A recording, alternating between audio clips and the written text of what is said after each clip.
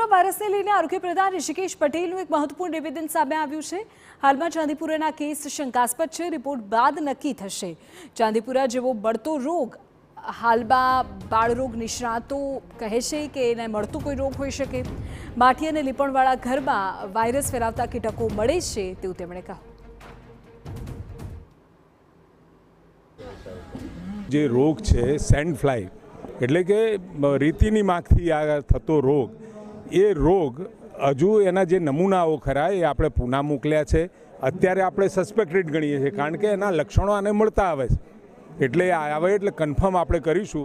પરંતુ આ ચાંદીપુરમને મળતા પ્રકારનો એક રોગ અત્યારે પીડિયાટ્રિશિયનો આપણને કહી રહ્યા છે। અરે જ્યાં આગળ અને ખાસ કરી મધ્ય ગુજરાતની અંદર આ રોગનું પ્રમાણ આપણને વધારે જોવા મળ્યું છે, પરંતુ દરેક જગ્યાએ ઘરોમાં જે માટીના ઘરો હોય, લીંપણના ઘરો છે, એવા ઘરોમાં રહેલી તિરાડોમાં આ માખીઓ હોય છે।